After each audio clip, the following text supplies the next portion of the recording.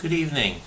I'm Troen from the Hebrew University of Jerusalem, and I'm delighted to join you today to give a lecture on food security, the threats and challenges that we face in Israel, which we consider to be a small island country, somewhat like Taiwan. I would have been there in person, but unfortunately these threats materialized recently as a murderous attack on our borders, and we're currently at war. In this attack, my sister and brother-in-law were killed, and I am therefore unable to participate in person.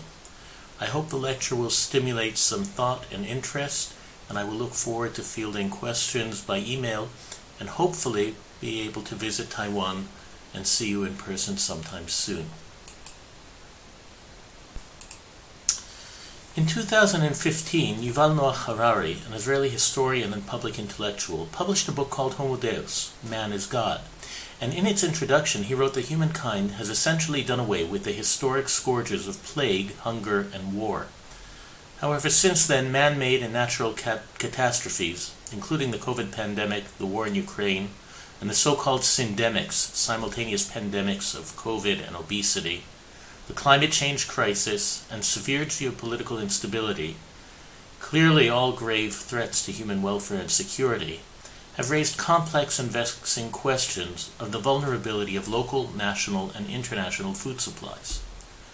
The murderous attack on Israel on October 7th underscores these challenges because much of our locally produced food are produced in farming communities and industrial facilities on Israel's southern and northern borders, which have been evacuated due to ongoing attacks, displacing several 100,000 people and their employment, and disrupting harvest, planting, and distribution of food.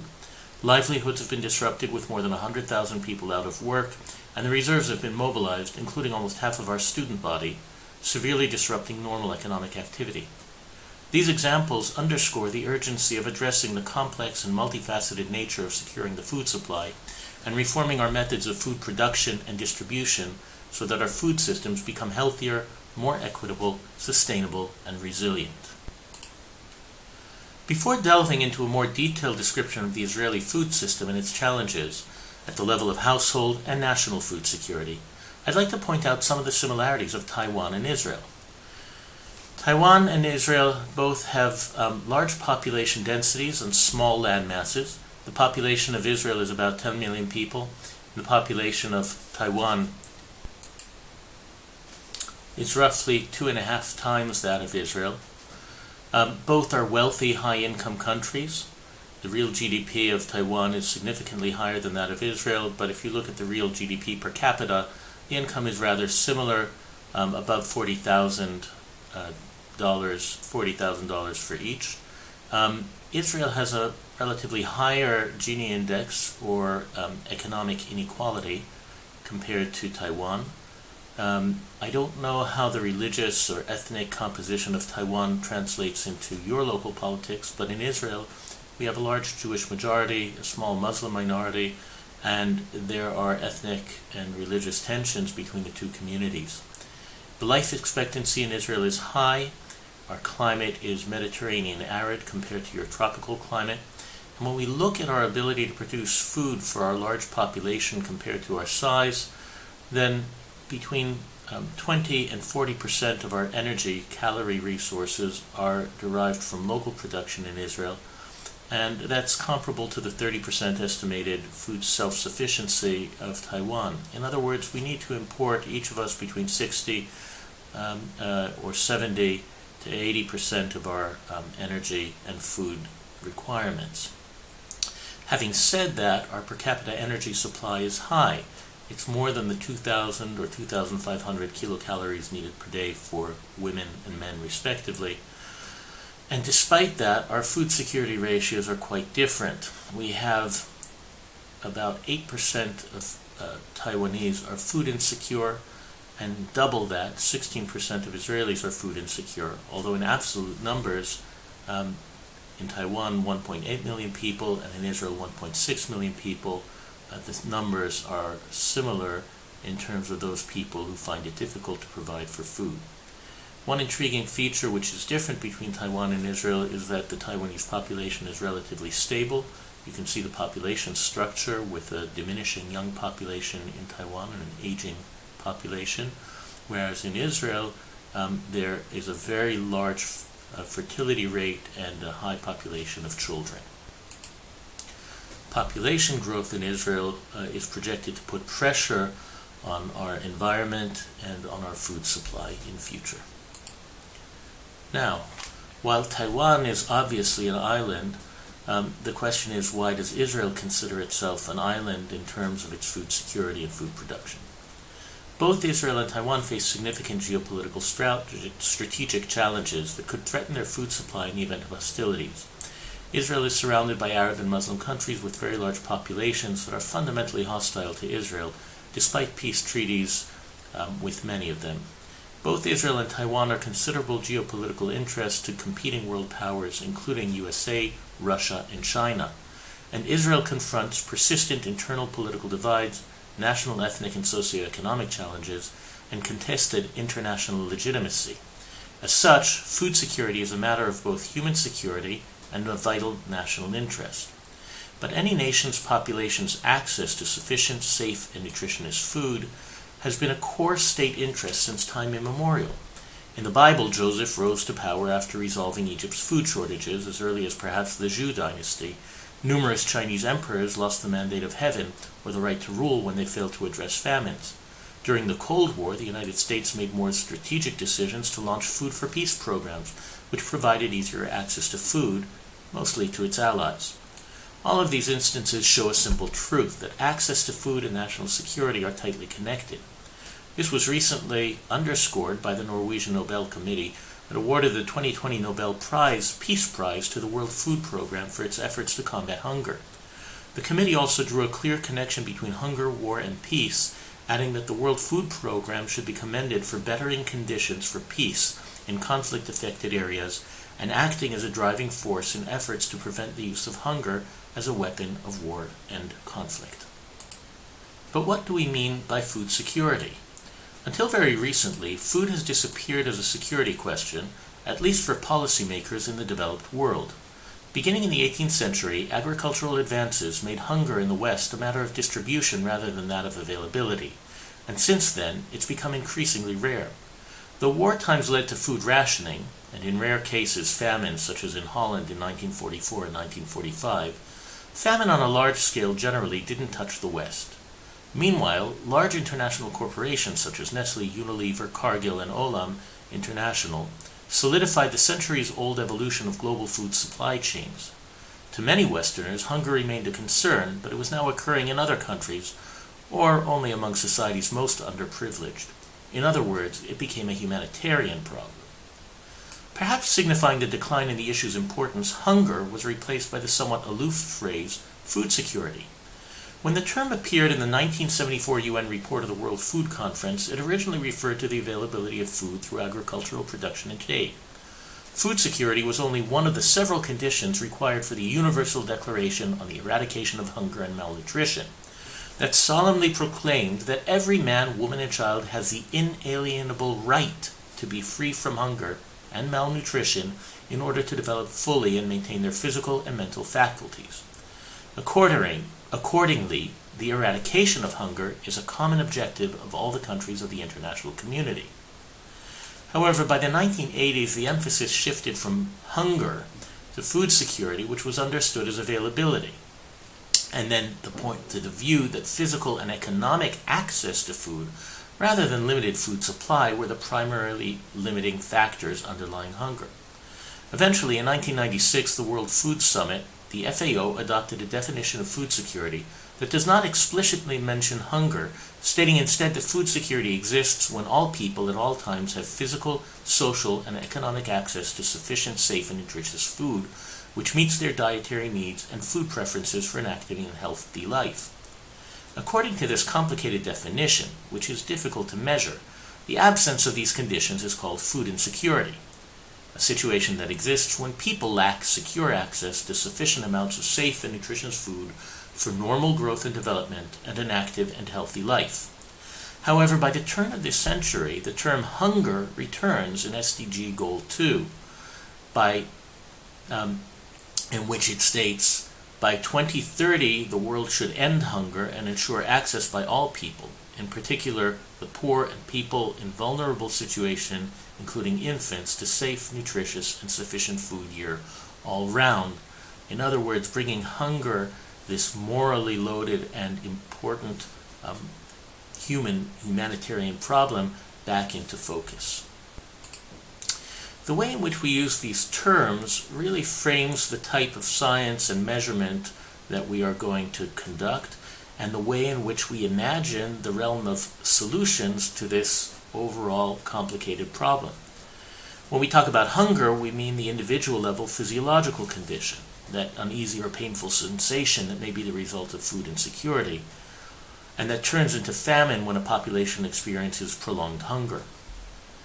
We also use the term, in thinking about national level of food availability, the term of food self-sufficiency, which is the ability of a region or country to produce enough food, especially staple crops, without needing to buy or import additional food. Israel and Taiwan are neither of them food self-sufficient. Food sovereignty is a more politically loaded term which talks about a food system in which the people who produce, distribute, and consume food also control the mechanisms and policies of food production and distribution.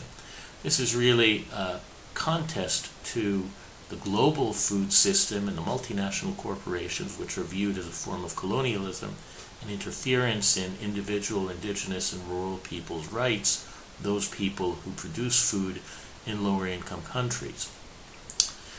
And nutritional security, as opposed to food security, emphasizes the importance of adequate nutritional status in terms of protein, energy, vitamins, and minerals for all the household members at all times.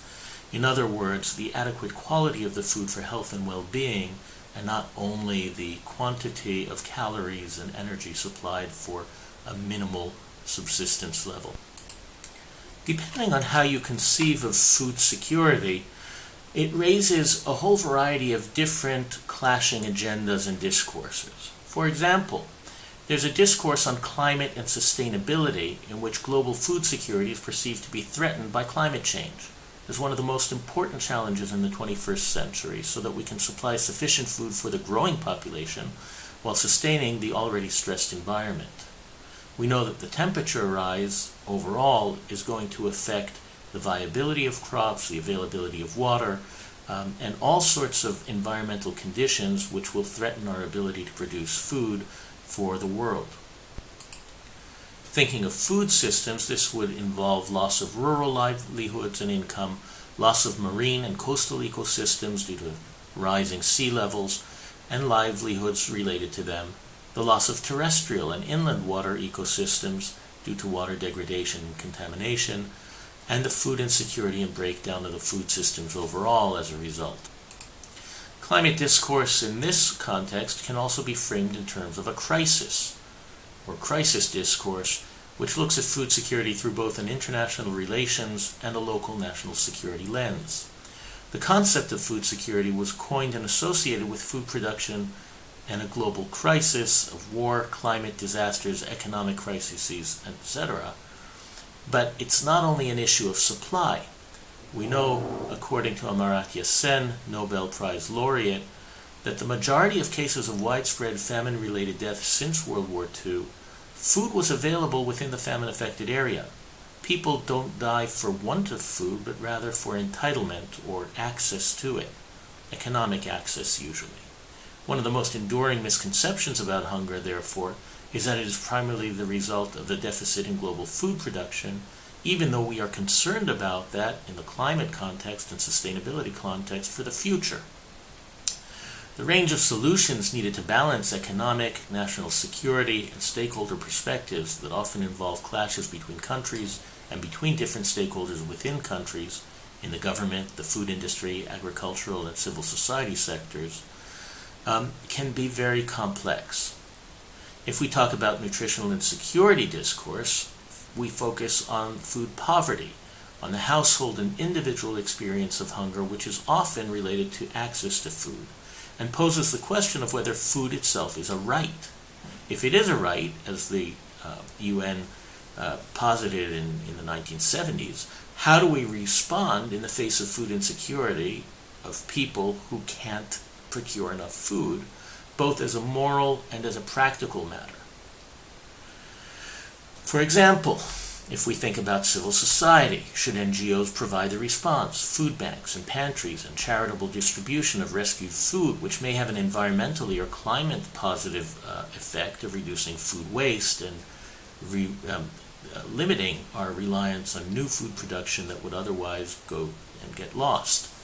The role of food banks may clash or align with views or ideologies of neoliberal capitalist objections to the welfare state, and with the sustainability discourse on food waste reduction. The welfare perspective views food insecurity as another aspect of increasing social inequity. Welfare state discourse on food security relies on distributional justice policies as expressed in comprehensive policies regarding minimum wages, progressive taxation and housing, health, education, and welfare policy. In contrast to neoliberal discourse, which focuses on calling for individuals to become the actors who are responsible for their own health, and on the role of charity and civil society to help the poor rather than the state. So as a practical matter, we need to base our arguments on preferred solutions, or trade-offs, in science and measurement. Even if the evidence is only one part of the policy puzzle where complex political decision-making ultimately shapes our food system, we still need to ground that in reality. In dissecting the definition of food security, we can think about pillars that uphold food security, each of the pillars independently needing to be present or as a condition in order to ensure that food security is available. One would be the availability of food. Two would be the access to food. Three would be individuals' ability to utilize their food properly. And fourth, the stability, and now fifth, people add an additional condition of sustainability of the food supply.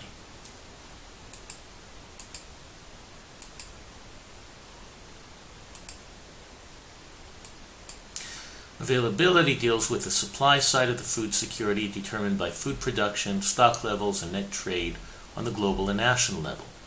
Access to food is often thought of as the physical, social, and economic access, which is determined by incomes, expenditure, markets, and prices, often at the household level. And finally, utilization deals with good care and feeding practices, the health dimensions of food preparation, diversity of the diet, intra-household distribution of food, which determines the nutritional status of the individual. Now, if we take a step back and look at what the fundamental tension is for feeding the world, Malthus talked about population growing geometrically. In other words, food sources and food supply needs to grow geometrically. However, the food resources often grow in a linear arithmetic fashion, so that over time, population growth cannot be sustained by the available food sources, bringing an inevitable catastrophe of war and famine. So is this simply a technical problem, or is this a problem of distribution?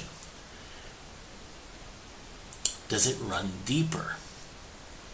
We can look at the limits on food resources not only in terms of food production and yields, what is the absolute ceiling on the yields of cereals, legumes, fishery production, etc., but also land use, fuel use, greenhouse gas emissions, and so on. These raise issues of the fairness or equity of distribution of these resources between people and between nations. They bring up questions of trade between net food exporting countries and net food importing countries.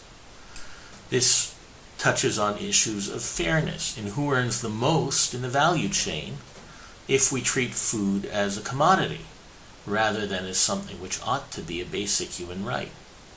There have to be compromises made in adjudicating these tensions between the livelihoods for farmers or the other people in the value chain, the transporters, the middlemen, the producers, the retailers, and the consumers themselves. Do we focus on consumer rights or on citizen rights? Is food aid a matter of solidarity and its distribution a matter of cost? All of these become policy and political issues. Now, Malthus thought that the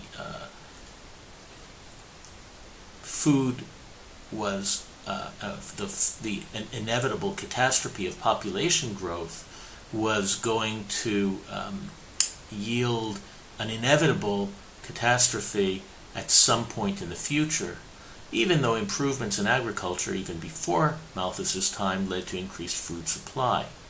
He noticed that these gains were only temporary, and they were quickly wiped out by population growth, restoring the per capita production level to the status quo, except crucially with an increased population load. So this creates a trap that suggests that humans inevitably sacrifice prosperity for population growth, or else population growth will inevitably consume prosperity. In contrast, Esther Boserup, who was a Danish economist in the previous century, posited that technological growth will always allow to outmatch the supply with that of demand. For example, genetically modified crops, selective breeding, and so on have increased yields and allowed us to escape the Malthusian catastrophe. Real question is, we're not sure how long that will take. In 1970, Normal Borlaug won the Nobel Peace Prize for increasing crop yields dramatically and therefore averting famines. He himself was less sanguine about the possibility of avoiding the Malthusian trap, and he said in his Nobel lecture that the Green Revolution won a temporary success in man's war against hunger and deprivation. It's given man a breathing space. If fully implemented, the revolution can provide sufficient food for sustenance during the next 3 decades. But the frightening power of human reproduction must also be curbed. Otherwise, success of the Green Revolution will be ephemeral only. But the focus of the Peace Prize for Borlaug looked at scientific innovation, much along the lines of Boserup. Amartya Sen, however, said that the issue is not a technical one, but rather a social and political one, having to do with the distribution of food rather than production and availability. And the World Food Program that won the Peace Prize in 2020, as I mentioned before, really won the prize because they deal with the political elements of ensuring that people who are stuck in humanitarian crises, whether man-made or largely or natural-made, have access to basic food and subsistence on an emergency basis. So to summarize using data that show here over time trends of land use for cereal production, population growth, and cereal production and yields, we can see that the land use has been stable over the past decades. The population has grown in a linear fashion, and the yield of crops has so far outpaced population growth. So it looks like technical innovation can actually overcome the Malthusian trap, and yet we really don't know how this is going to be projected in the future, given the threats of climate change and geopolitical instability, and a question of what the cap is on the yields that we can actually achieve through intensive science-driven farming and technological innovation. There's also a question of the costs to the environment and the environmental sustainability of such intensive agriculture in terms of loss of biodiversity, pesticide and fertilizer use, effects on smallhold farmers, and other environmental, economic, and social pressures. These challenges of sustainability have been recognized recently by the Eat Lancet Commission, which stated that civilization is in a crisis. We can no longer feed our population a healthy diet while balancing planetary resources. The Eat Lancet Commission created a series of healthy diets and recommendations for what diets provide optimal human health, and looked at our current practices of food consumption and food production. What they found was that the dietary requirements for humans impose certain kinds of planetary boundaries on whether we can make enough food, plants, vegetables, animals, and so on, and still sustain the population of the world in a way which provides for human health and planetary health. What they showed was that currently the animal production and a whole variety of staple production create far more degradation and are far more overproduced than the planet can actually sustain. And so we need to dramatically transform our food production and our food system, which supplies what people want to eat on a free trade basis and on a cultural basis, and change the way we both consume and produce food. Now, current food systems are also harming human health. This audience surely appreciates the importance of poor diets as an important preventable risk factor for non-communicable diseases. The Global Burden of Disease study, for example, estimated in 2017 that 11 million deaths and 255 million DALYs, or disease-adjusted life years, were attributable to dietary risk factors. High intake of sodium, low intake of whole grains, and low intake of fruits were the leading dietary risk factors for deaths and DALYs globally in many countries. The economic costs associated with this are enormous. In Israel alone, it's been estimated that by changing our food consumption patterns, reducing sugar, preventing overweight and obesity, reducing malnutrition, preventing hypertension, and preventing diabetes, among other lifestyle factors, we could save 79,000 lives in 25 years and billions of shekels, 25 billion shekels over 25 years. But how much would a healthy diet cost us? The FAO have done some work led by a group out at Tufts University that compared the cost globally of the basic minimal diet required to sustain life in terms of calorie consumption, an adequate diet, and a healthy diet. And what they found was that the healthy diets universally across the globe cost 5 to 6 times more than the minimal diet.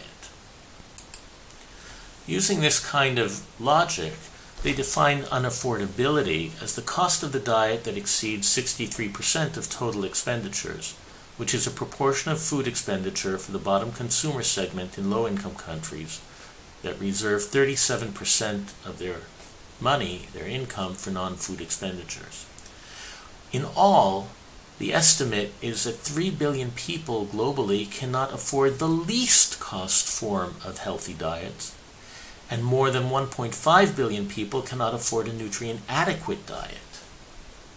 So the way in which we're producing food and distributing food, even though we may have enough food so far to feed the world, is not allowing the poorest people to consume food, and nearly a third of the world's population is food insecure as a result. So clearly something needs to be changed both from an environmental and a social and political perspective in how we produce our food. If you think of this from a food systems perspective, then ensuring a resilient, fair, health-promoting, and sustainable food system requires an overall systems approach rather than dealing with issues that are merely technical, increasing yields of crops. You have to think of the drivers of our food system, which include the biophysical and environmental, the technological, the political and economic, socio-cultural, and demographic factors that all determine how we behave in terms of producing and consuming food. You need to think in terms of how the food supply chains are derived, beginning with the farm production, the storage and marketing of food, the processing and packaging, and the distribution and retail of those food, so that it can get to the consumer. Then the consumer has to choose how they eat, and hopefully choose sustainable and health-promoting foods. They prepare, cook, and store and eat them, which in other words says that the environment in which we make our choices, which includes marketing and social factors and economic factors, such as whether we have access to supermarkets, whether we have access in our supermarkets to healthy foods, and so on, ultimately determine the diets that we eat habitually, the quantity, the quality, the diversity, and the safety of the food. This then impacts nutrition and health outcomes, which really determine society's social, economic, and environmental well-being. So the drivers at the personal level are really only reflective of a larger social and cultural and political context in which we produce our food, which when you look at it across a population and across a system, impacts the environment and human health in very significant ways. All of this means that if we hope to make any changes, we need policy programs and institutional actions, and it's not enough to place the onus on individual choices and on the welfare system to provide for people who don't have enough money to eat. So with that overview, I'd like to go back and discuss Israel's food security situation, first from the perspective of individual and household level food security, and the paradoxical situation that Israel finds itself, where we're a high-income country with very advanced agriculture and tremendous innovation capability. We're known as a startup nation, and we have about 750 startups that deal with food and agricultural tech specifically. And despite that, about 20% of the population, or perhaps 16%, it's contested, but still a very high proportion compared to other OECD or high-income countries, live in poverty and can't afford to buy a healthy diet. We don't have overt hunger and famine, but we do have high rates of food insecurity that lead to disease, disability, social disparities, and other kinds of even political instability. But as I said, if we look at our actual supply of food, then per capita we have a higher per capita availability of food, even though we're a net importer, where we have more than 3,500 kilocalories per day, above and beyond what is needed per capita to sustain health for across the population. The same is true if you look at our fat intake and our protein intake and our supply of fruits and vegetables. But surveys of food insecurity across the population over several decades now have shown that we have persistent high rates of household food insecurity using a subjective tool which is commonly used around the world and was developed by the United States Department of Agriculture, that's based on questions of how people feel they can provide food for their families. And it starts with simple questions like, were you worried about being able to provide food, to more severe conditions such as, did you skip food for a day, or deny food from your children, or deny yourself food in order to provide meals for your children, did you go to bed hungry, and so on. And we see that Israel has very high rates of food insecurity, and because of our young population and large family size in certain sectors of the population, we have very high rates of childhood food insecurity, which are very, very high. In red, you can see what's determined as severe food insecurity, which really has not only the worries and concerns about providing food and having a lower quality of food intake, but also actual food malnourishment. Now, in Israel, the rates of food insecurity correspond to family size and poverty rates. Arab households, which comprise about 20% of the population, have a disproportionately high rate of poverty, and that corresponds to food insecurity. In contrast, ultra-religious Haredi Jews, who comprise 13% of the population, also have a high poverty rate, but their food insecurity rate is lower than the poverty line. The reasons are unclear, but may have to do with cultural differences in responses to the subjective household food security survey, stronger social solidarity and access to charity, or structural inequities in the access to welfare from the state. The ethnic differences in rates of food security and its prevalence among minorities, no matter what the causes, affect the political will and ability of the state to invest in solutions. Ultimately, the reason for this has to do with the price of food compared to earning power when you look at family size. And if you take a look at this graph, it looks at the healthy food basket. How much would it cost to provide healthy food for a family in the lowest quintile compared to how much is actually purchased based on statistics from the food expenditure or household income and expenditure survey of the Central Bureau of Statistics. And what you see is that a family in the lowest quintile, the lowest 20% of the population, typically these would be poorer families with larger families, so their per capita need, their total need to provide food based on household size would not be commensurate with their income.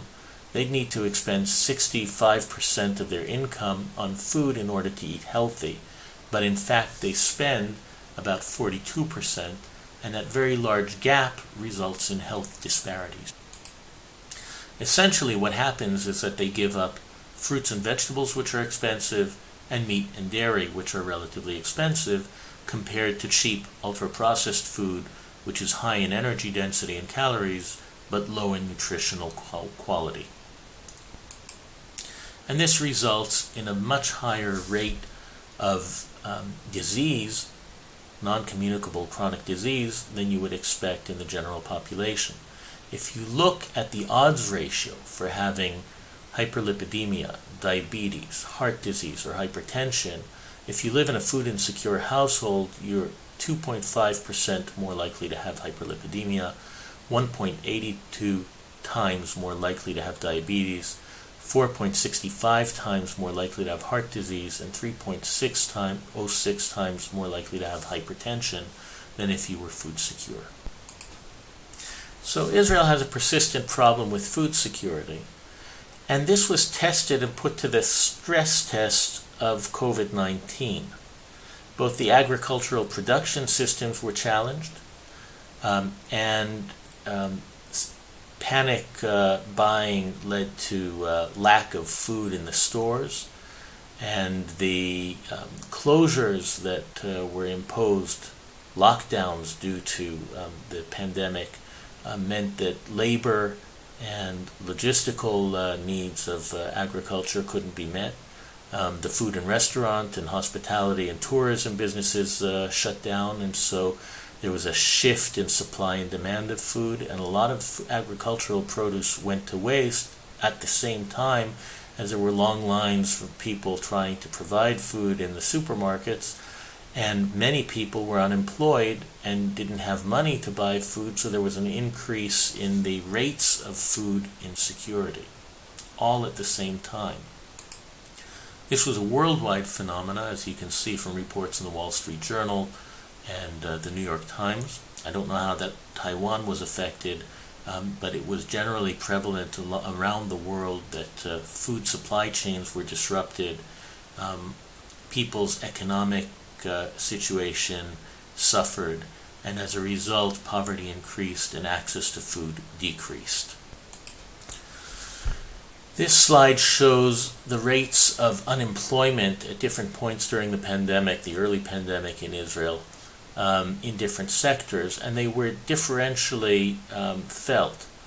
Low-skilled customer facing service jobs hurt, high-income work from home was retained, the supply chain was altered, so people in hospitality and food services were unemployed, and the economic impacts dissociated from actual disease rates, as you can see, where the unemployment rates spiked immediately after the first lockdown, even though the disease curve, which you can see on the bottom, showed very few actual cases. The first spike, the first wave of COVID that hit Israel early in 2020 only had 800 people affected, but the lockdown was what produced the actual damage. Later on in the disease, when the government changed its policy and provided some support both for employment and the economy and created a less stringent lockdown, even though there were far more disease cases, the rates of unemployment were lower and the impact on the food system was less severe. Having said that, concern over the condition elicited some staff work in the Ministry of Defense and the Ministry of Health, who recognized that the government didn't have its eye on the ball in terms of food security and food insecurity, and there was no single government agency which was responsible to try to coordinate all these complicated sectors within the food system. So the Ministry of Health Nutrition Division spoke about 3 steps that were necessary to ensure food security. First of all, saving lives and livelihoods while focusing on the most vulnerable, including the sick and infirm, strengthening the social protections for healthy nutrition, including cash and commodity distribution to the poor and at-risk population, such as the elderly, unemployed, and minorities. And thirdly, accelerating investment in ensuring a sustainable future, including a sustainable supply chain and a healthy, nutritious, discounted basic food basket, so that the poorest and most vulnerable in society would always have access to their basic needs for food.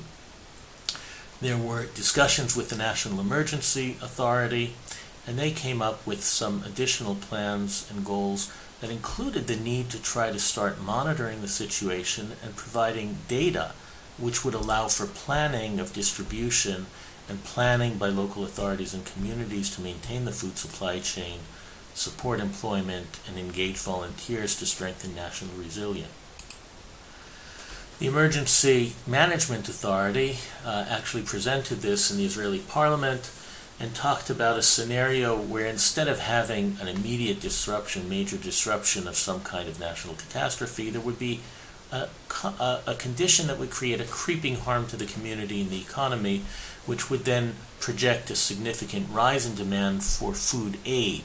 In other words, everyone would be hurt, but the most vulnerable would actually need to be provided with aid in order to maintain their food access and health.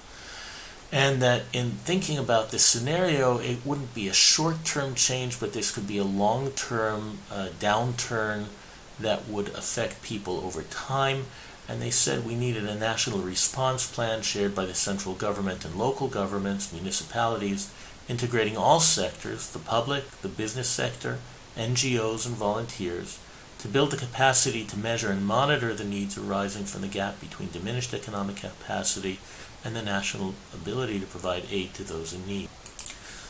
They pointed to gaps in dealing with the pandemic, which included multiple dimensions of uncertainty. We simply didn't have the data and monitoring to really track what was actually going on in the field, even though it was obvious that there were problems. The epidemic itself, the nature of the crisis, was not predictable. There was a long time lag between decisions and a result. In other words, deciding by the government to take action and then trying to make measurements and then trying to implement a policy was far longer than the emergency arose. And there was poor utilization of the resources of the government and the responsibility and authority that the government had to act. There was a high sensitivity to external influences, both regional and international, in terms of the food supply and in terms of the government's response. And of course, they said there was a dependence in the case of the pandemic of finding a vaccine, which would hopefully then change how we were able to respond. And in fact, over time it did. But these issues and conditions weren't particular to COVID or to a pandemic. There was a single particular problem that we needed to solve, but it touched on elements of the food system, which included social needs analysis, economic data analysis, the involvement of local authority rather than the central authority, and all sorts of issues in the food system that had to respond in order to provide healthy period for the scenario of long-term food challenges. Unfortunately, none of this really ever transpired. Another issue that arose was that the schools were closed and the school feeding programs, which support poor Israeli children, were shut down because the schools were closed, so there was no way to provide the food to the children. Israel was one of 7 of over 120 countries that have school feeding programs, which actually failed to find a workaround and an alternative. This prompted my lab to create a survey to see what were the needs of families in Israel in terms of food security and to try to provide better data to the government. And we surveyed families and found that only 11% of those people who were food insecure were actually known to the welfare services, and only 17% of those who were experiencing severe food insecurity were known to the welfare services. Most of the people who experience food insecurity simply aren't known to the state. So how do people get by? They get food aid. If they get food aid, they get it from welfare services, or from the municipality, or from charities, or from extended family. But most people did not receive food aid. For every person receiving aid, there were 2 to 5 people who didn't get aid. And when you ask the majority of people who aren't getting food aid in this condition, why not, most of them are too embarrassed to ask.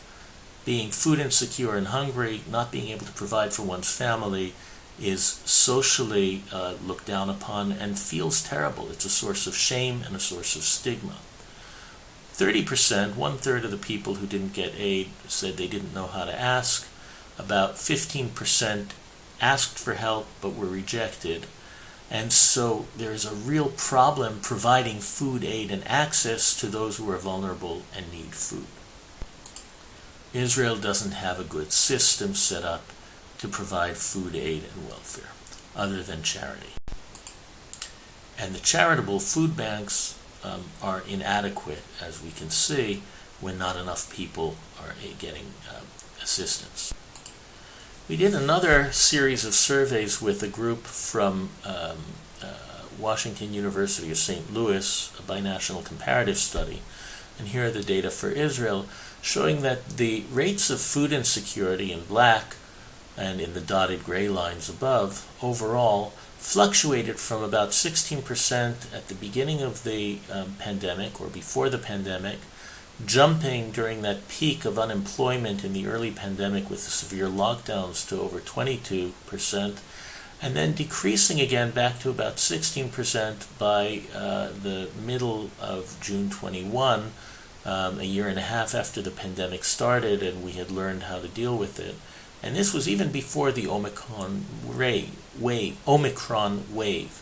What's interesting about these data is that they show that there is a vast fluctuation in the rates of food insecurity that don't correspond directly to the pandemic, but instead relate to government policy. In other words, the economic stimulus packages, the policies over lockdowns, the reinforcement of food supply chains all have tremendous impact on the prevalence, which is still high at 16%, but the prevalence of food insecurity in the country.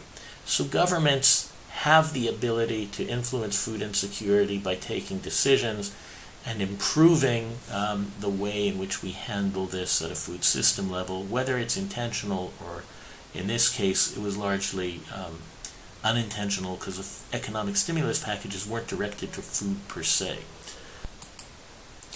At around this time, the Research and Information Department of the Israeli Parliament, the Knesset, issued a report trying to assess food security across all these different governmental bodies, agencies, civil society response, and academia to try to figure out what was going on and what needed to be done. And they found that there are a lot of different bodies that are involved in providing food assistance to the needy population and conducting research, formulating policy, and so on. But the activity is conducted without a defined national policy and without any agency that coordinates and integrates the activity in the field. One consequence of this lack of national food security policy is that decision makers lack current and up-to-date data on the dimensions of the phenomena in general and among children in particular, and there are no complete or readily available information on their unique characteristics and needs. So despite the fact that people were scrambling in an emergency to make ends meet, there was no coherent policy by the government, and those recommendations that I showed you before from the National Emergency Authority and the Ministry of Health were never implemented. And we find ourselves today in the outbreak of a war that's impacting our ability to produce food and distribute food with no advancement on this situation that we warned against several years ago. I led an academic and civil society position paper which was submitted to the National Nutritional Security Council early on in 2020 after the first wave and lockdown of COVID, identifying the fact that this was going to happen and happen again with subsequent epidemiological waves of the COVID pandemic and in other future emergencies. We tried to identify short-term, intermediate, and long-term actions that needed to be taken. And the first immediate action in the face of a food emergency and a crisis is to ensure the food supply and to make sure that the country has national emergency food warehousing and stocks, and that those are maintained. We suggested that there should be a mechanism and a budget to integrate the broad consequences of food insecurity.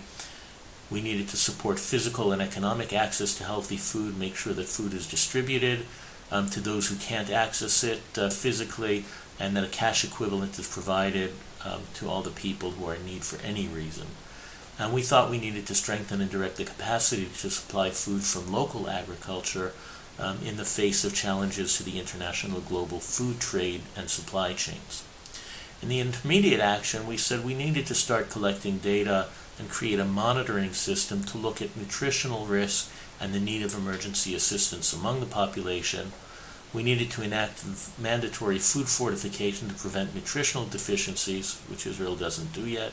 And we needed to fully implement the recommendations of the Food System Regulation Committee, which had looked at the need to try to create a more sustainable food system for Israel for the future. And in the long term, we thought that appropriate food security aid entitlements need to be part of the national budget at its base as an entitlement. And we need to promote nutrition and health in local authorities across all sectors.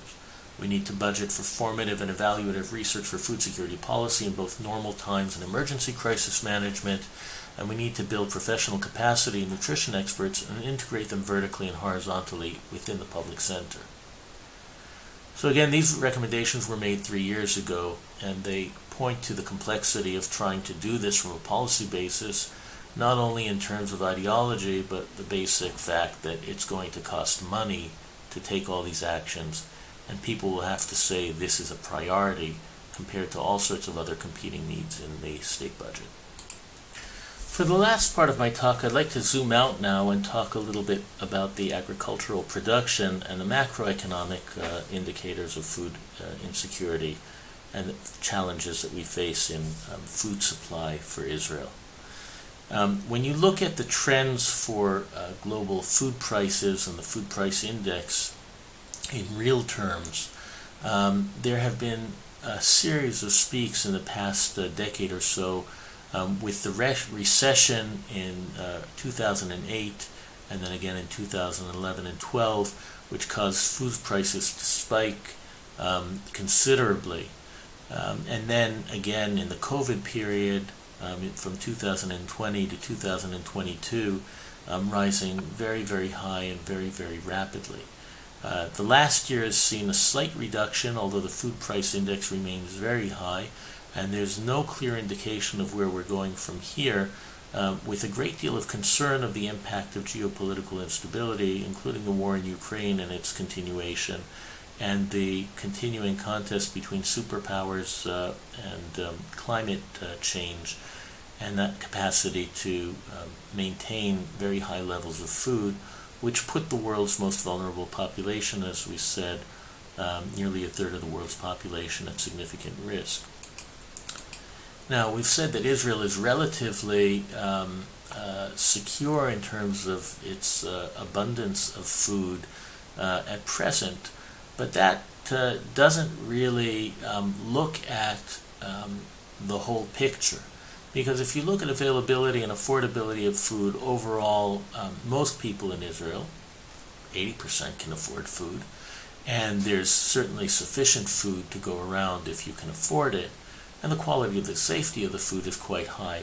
But if you think about Israel's resilience in the case of disasters, man-made or natural, we rank far lower among rich countries and among the countries of the world than would be seen by the current availability of food.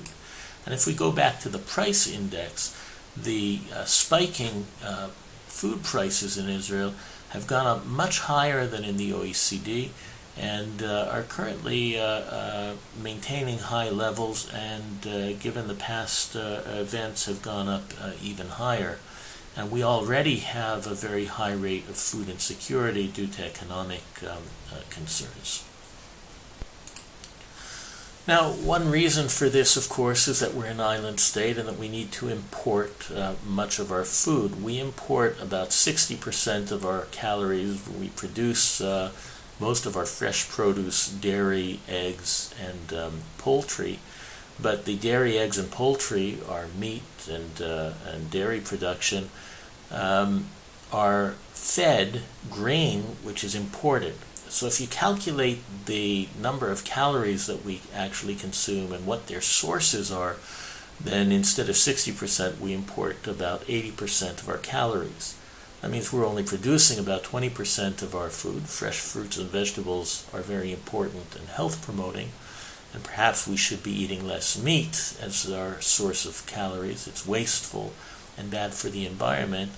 But if you look at the population growth in Israel, which I already indicated is quite high compared to most of the world, and you look at the change in agricultural output, here you can begin to see that the change in population is outpacing the change in agricultural output in recent years. So the population is rising faster than we are currently producing our own food. As I just mentioned, if you look at the ranking of Israel in terms of vulnerability and readiness to climate change, our rank has decreased considerably in our ability to respond to the challenges of climate change. We have very advanced and sophisticated technology in agricultural production and a great deal of know-how. We're pretty good now at water desalination, seawater desalination, and providing water for the growing population. To avert the challenge of water in a very arid, small, landlocked state with an overused aquifer.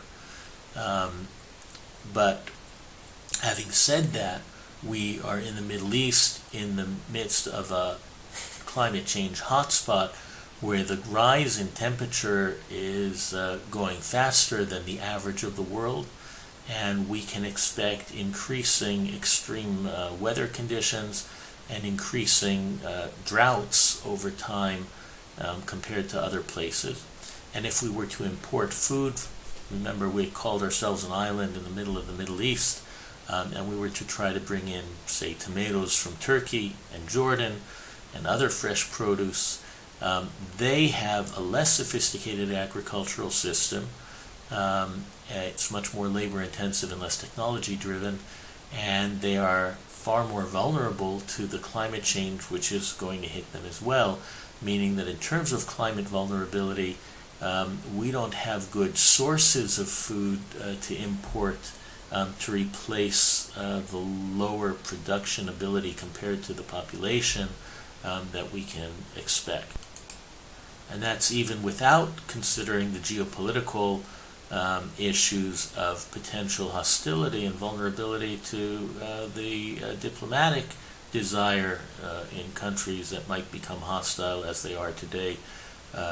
Turkey and Jordan do not look upon Israel favorably, and why should they supply us with food if they can apply pressure on Israel politically? If we look at our self-sufficiency ratio, remember self-sufficiency is the ability to produce food locally.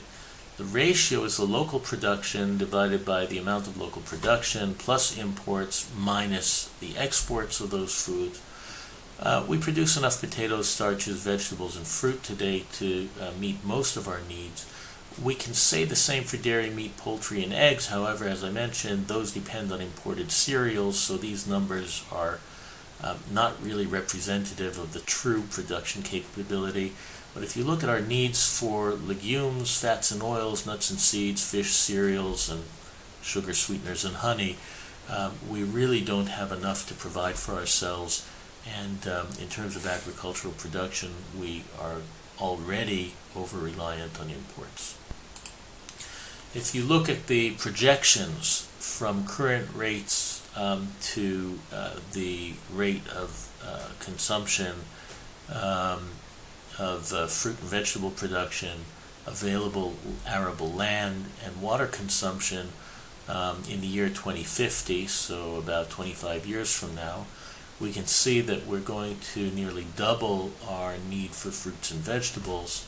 Our arable land will decrease, and the water consumption will also almost double, even when you consider the fact that we utilize nearly 25%, 95% of our water sources, both fresh water, wastewater, and brackish and flood water in agriculture. All of that under the assumption that we will be with a moderate forecast of about 16 million inhabitants in 2050, constant per capita consumption, constant exports, and constant quantities of import percentage of about 5% of our plant and vegetable consumption, and a constant yield of our crops per acre. So even though climate change on water consumption is supposed to decrease the availability of water, we anticipate that we will improve the efficiency of water use and our ability to, say, desalinate and recycle water, and that's where these projections are.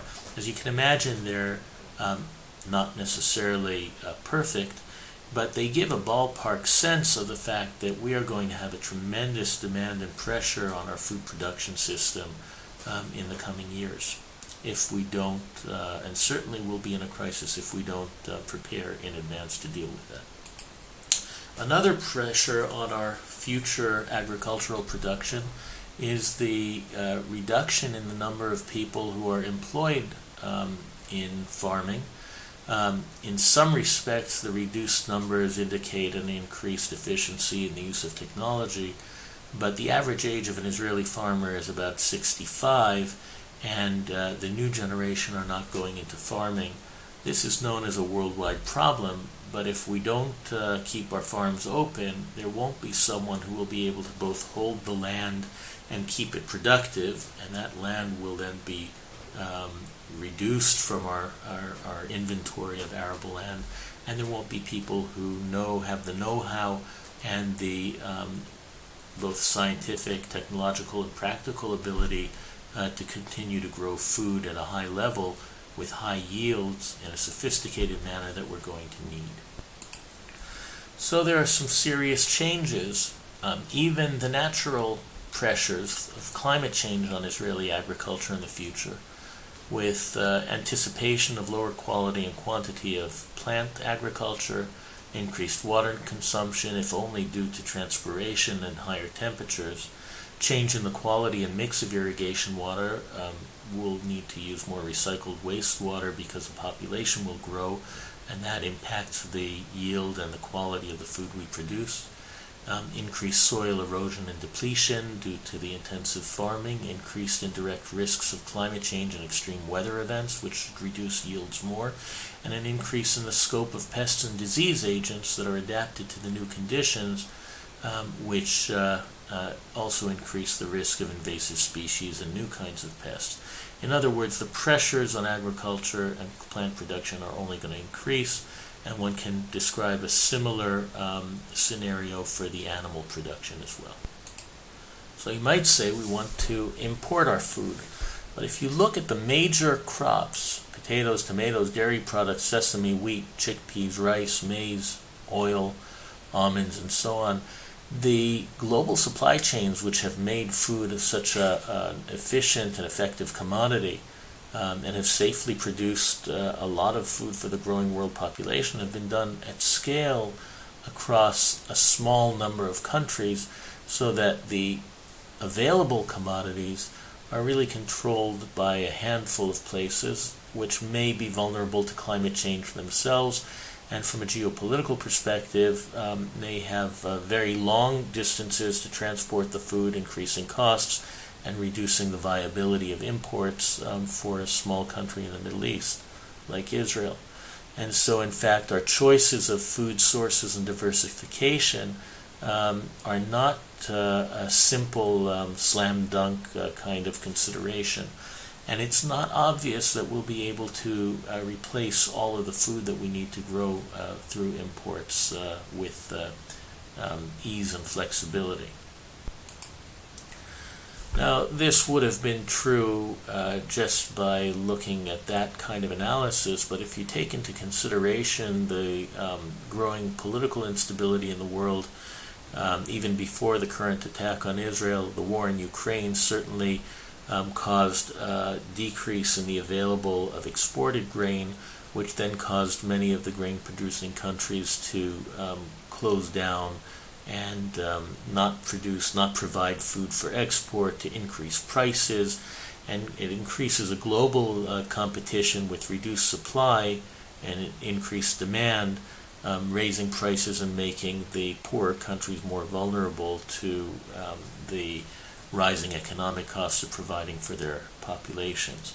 That's even before you consider the use of food as a weapon, and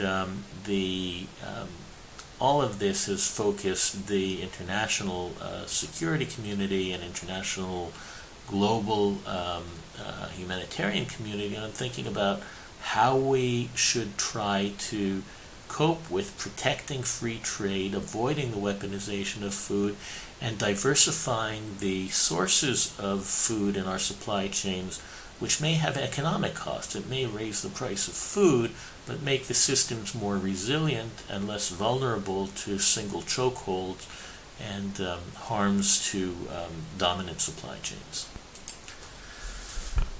So to sum up, if you think of some of the elements of a national food strategy which Israel will need to develop, and countries like Taiwan are thinking of as well, you want to be able to ensure a resilient long-term food supply of sufficient quantity, quality, variety, and cost to enable a healthy lifestyle for the entire population in the face of the climate crisis, geopolitical challenges, and the loss of agricultural land, all the while promoting climate-adapted and sustainable local agriculture. To do this, you need to recognize the connection between food security, social and health inequalities, and human dignity. We'll need to accept government responsibility for overall policy and regulation with a clear division of labor between the state and civil society and private sector organizations. One will have to resolve or adjudicate the tensions between the different agendas expressed in the different food security discourses that I mentioned, including issues of nutritional security, sustainability, health equality, climate crisis, food production security, etc., and create a solid community of knowledge, action, and change. Future supply will need to continue to be a mix of self-production and imports. A considered policy must set goals for the appropriate mix with optimized balance of needs. Local agriculture will be vital for ensuring national food security to enhance resilience. So the investment in that will come at the cost of the potentially cheaper and less expensive food imports from countries that could provide food in normal times, but reliance on them would become vulnerability and risk in times of emergency, and would degrade the ability to maintain local food production at a level that would be considered safe. That requires examining medium to long-term risks to regular supplies of imported food and avoiding over-reliance on countries less resilient to climate change and more likely to want to exert diplomatic pressures. It will be important in that regard to diversify both the local agriculture and import foods and sourcing, and set desired food baskets based on sustainable and affordable health-promoting Mediterranean diet. In other words, we really have to put nutritional security at the center of this, because health, diet is nothing if it doesn't provide for health. The vegetable and fruit and plant-based agriculture need to be strengthened, and perhaps resources allocated to the plant-based agriculture at the expense of the more wasteful and less sustainable animal production. One will have to enhance export potential to support farmer livelihoods and knowledge if we're going to maintain our agricultural sector and make sure that young people continue to go into agriculture. And that requires protecting agricultural land and the development of water infrastructure and supporting the inputs that the agricultural sector will need in order to be profitable. All of this means that it's really vital to invest in scientific research and development, technological advances in automation, so that we can maintain high yield and high value agriculture, and use flexible fiscal policies and maintain an adequate social security net, because emphasizing the local production over the import, and finding the right mix will inevitably mean a trade-off in terms of the cost of the food locally, giving preference to the farmers, and perhaps even protections against some of the lower cost imports. But then that higher price of food comes at a cost to the poorer elements of society, and they'll need to have some government support to make sure that everyone in society has the right to a basic healthy diet. So I think the situation we're in is similar to that which was summarized in the COVID-19 situation. Every crisis is also an opportunity. We need to learn the lessons that we took from COVID and improve the resilience and sustainability of our food systems both nationally and internationally. We need preventive public health systems and social safety nets, and we need to adopt international norms that will promote human security and reduce conflict. This is really a political statement, and scientists like ourselves often don't recognize the fact that simply stating the science won't get you there in the policy arena. It's the non-scientific factors that often trump scientific science and evidence, economic interests, ideological interests, and legal and bureaucratic hurdles that are imposed by the different stakeholders and manipulated by them in some cases. And scientists often have controversies over their ideas about what's best, and don't know how to communicate to policymakers, and often fear making political or ideological statements as well. I certainly have not been shy in expressing some of my biases in this talk.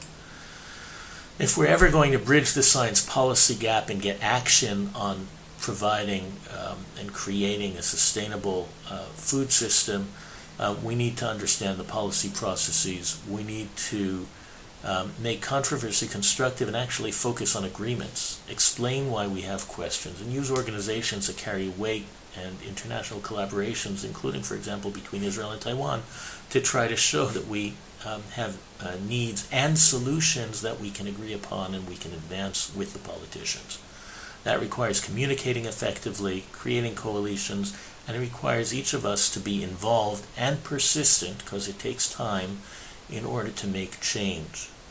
Change involves vision, breadth, credibility, a political sensitivity, access to politicians, and a commitment to be involved in translating our research and taking it out of the lab and into the field to make a change in the world.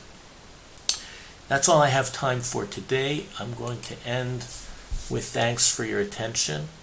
I'd like to dedicate this talk to the memory of Shlomi and Shachar Matias, my sister and brother-in-law, who were loving and peace-seeking people that were brutally murdered in their homes by Hamas terrorists on the morning of October 7th, 2023, along with 1,200 others in the farming communities along Israel's southern border with Gaza.